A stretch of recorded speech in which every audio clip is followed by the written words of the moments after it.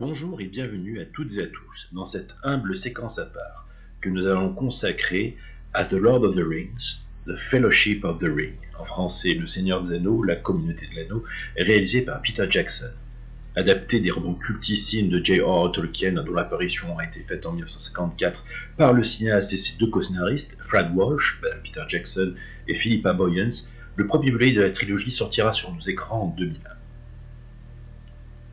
Il est difficile de résumer la complexité et la densité du récit, mais je vais tenter de résumer. Ce premier volet raconte donc l'histoire d'un anneau maléfique créé par l'esprit trompeur Sauron, arme utilisée pour régner et semer la destruction sur la Terre du Milieu. Après la disparition de Sauron, des siècles plus tard, un hobbit prénommé Bilbo cache en secret depuis des années cet anneau de pouvoir qui ne cesse d'être recherché par les serviteurs de Sauron. Par la force des choses, il va léguer cet objet de convoitise à Frodo, son neveu, qui deviendra le nouveau porteur de l'anneau. Après moult péripéties, Frodo, accompagné de Sam, son jardinier, Merry et Pippin, deux hobbits, des camarades braves mais bruyants, Gandalf le magicien et Aragorn, vont jusqu'aux terres elfiques où un conseil formera une communauté, formée des personnages précités, avec le rajout de Boromir, représentant le royaume du Gondor, Legolas, un elfe guerrier, Gimli, le nain, afin de détruire cet anneau maléfique dans le volcan où il a été forgé. L'aventure pour sauver la Terre du Milieu commence. S'attaquer au roman de Tolkien était une tâche extrêmement compliquée. Comme toute adaptation, beaucoup d'éléments ont été mis de côté, de par leur nature trop littéraire ou par leur chemin de traverse innombrable que comptent les écrits. Peter Jackson n'oublie jamais de faire du cinéma et redonne la notion de l'épopée et de l'aventure humaine initiatique sur grand écran. Paradoxalement, devant le caractère monumental de ces productions et de ce premier volet, la séquence sur laquelle nous allons nous pencher sera très courte, concentrée sur les personnages, leurs émotions et leur destin. Il s'agit du moment où la communauté, qui a perdu Gandalf depuis son duel face au Balrog dans la Moria, va se retrouver à Caras Galadon, la capitale fortifiée du Lothlórien, terre elfique gouvernée par Celeborn et Galadriel.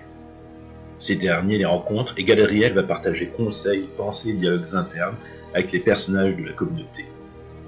Après la catastrophe de la Moria et la mort de Gandalf, la communauté arrive en Lothlórien. Narrativement, cette halte pourrait n'être qu'un moment de repos avant leur prise de la quête.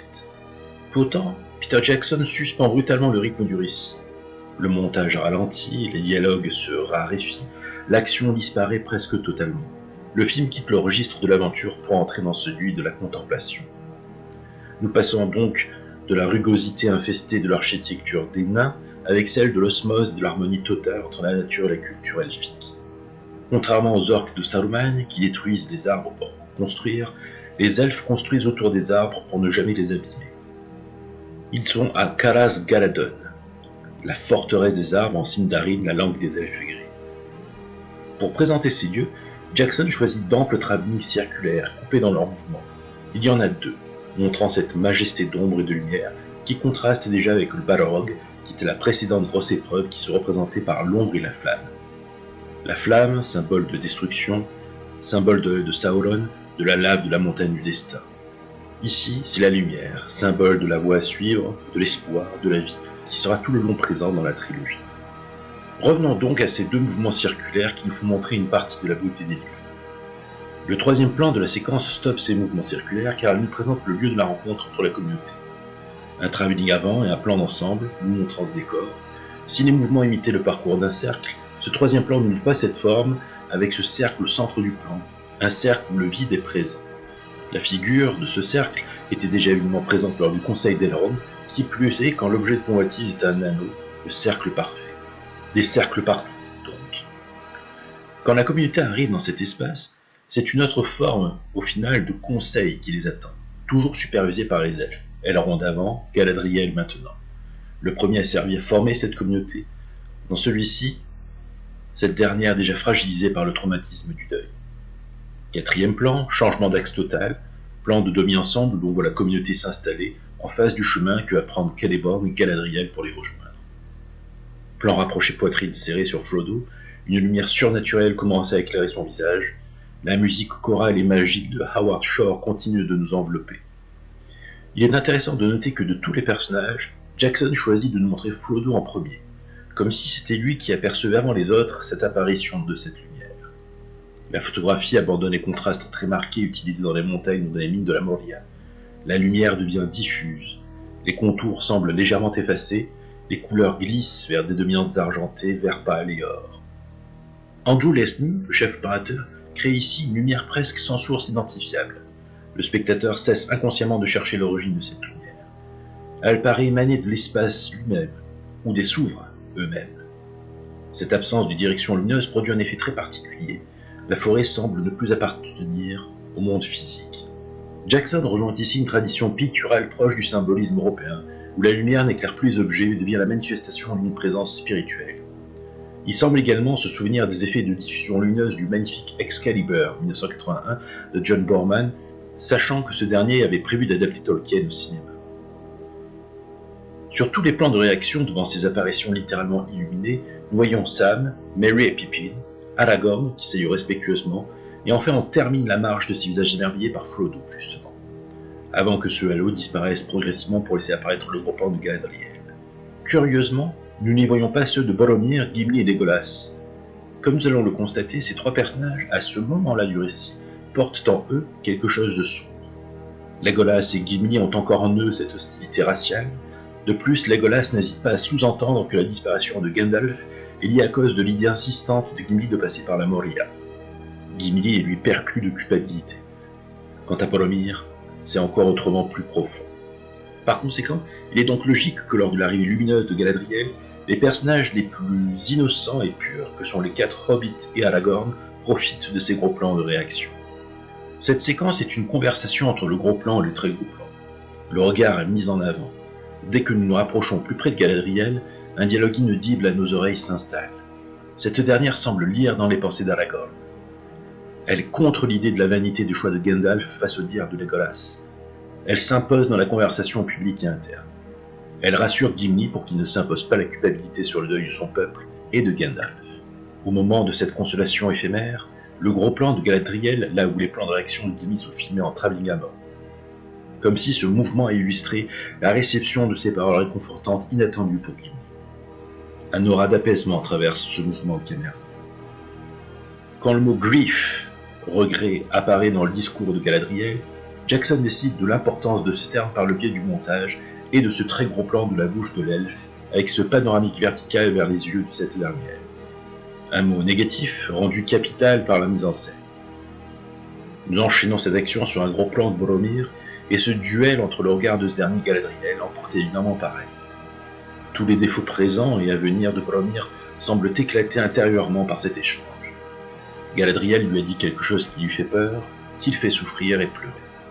Jackson met en scène le non-dit, ce qui semble manquer énormément dans la majorité des films à grand spectacle de ces 15 dernières années. La méticulosité de la mise en scène et de la photographie du regretté Andrew Lesnie sera témoignée par l'utilisation d'éclairage des yeux de Galadriel, où se reflètent plusieurs sources lumineuses, des points de lumière formant un cercle, qui revient décidément souvent à cette figure, montrant sa vision supérieure aux autres. Là où la conversation de Celeborn et Galadriel semble pencher vers le désespoir et l'échec, Jackson décide de filmer en gros plan avec un peu plus d'espace, cette fois-ci Galadriel, qui change de bord, rendant de l'espoir pour la suite des opérations. Ce changement de discours est illustré par la présence d'un peu plus d'espace, certes, dont on profite pour placer des cierges de chaque côté du personnage. Une aura presque religieuse, en tout cas sacrée, se présentant pour introduire de nouveau l'idée de l'espoir. Son regard se pose au moment où elle déploie ce mot absolument nécessaire sur un personnage que le cinéaste décide de révéler au moins 6 secondes après que son regard se soit basé. Au moment où nous apercevons Sam, le spectateur comprend que ce dernier aura sa place à jouer. Le plan de réaction de Sam se révèle particulier. Il semble que de tous les personnages qui réagissent aux paroles de Galadriel, il soit celui qui soit entouré de plus de points lumineux en arrière-plan. Une sensation d'espoir visuel, mais aussi auditive, car à ce moment précis, le compositeur Howard Shore, au sommet de son art, change une note qui accroît encore plus l'idée de cet espoir. Puis vient enfin la relation que se jouera entre Frodo et Galadriel, qui s'avérera complexe, entre fascination, répulsion, terreur et confiance. Dans cette séquence, le spectateur comprend immédiatement que les paroles ne circulent pas dans l'espace physique. Elles circulent dans un espace mental. Autrement dit, Jackson transforme le montage lui-même en représentation de la pensée. La quête de chacun des membres de la communauté sera autant intérieure qu'extérieure. Depuis le début du film, chaque personnage porte une sorte de masque.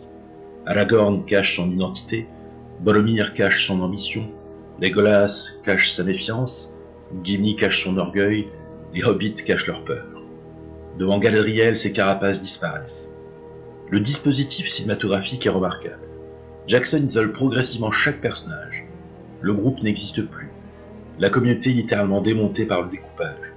Chaque membre reçoit son propre face-à-face, comme si la caméra reproduisait l'opération psychique de Galadriel.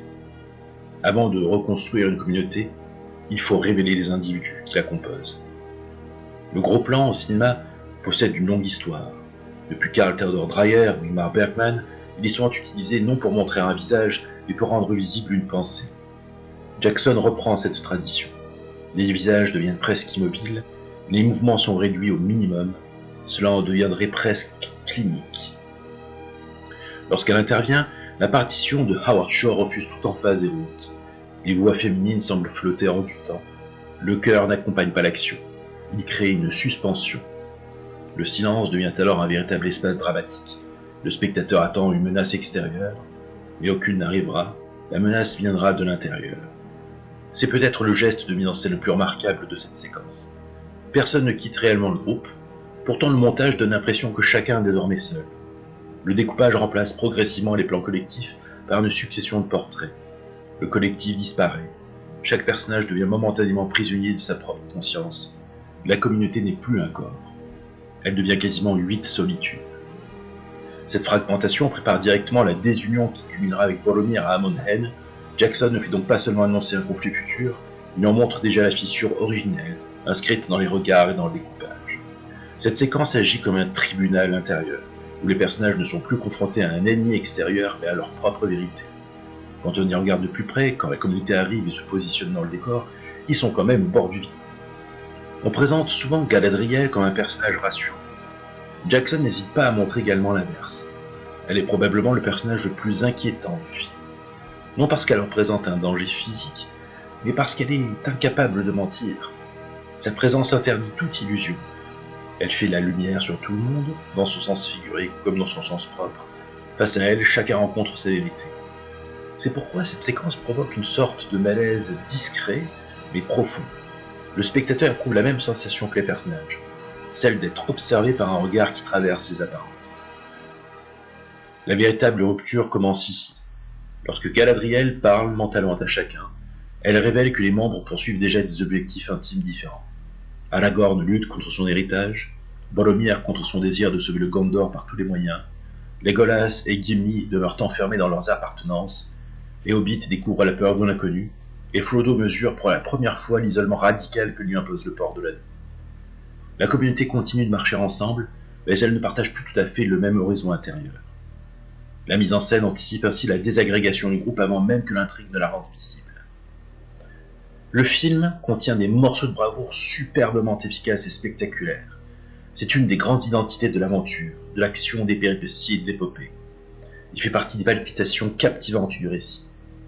Cependant, il ne faut pas oublier ou négliger ce genre de petits moments où les regards et les réactions sont parlants, complexes et riches, où l'utilisation de la lumière des gros plans participe totalement à définir le cœur du récit, des personnages et de leur destin. Et c'est ce que l'on peut constater calmement dans cette séquence, décidément, à part.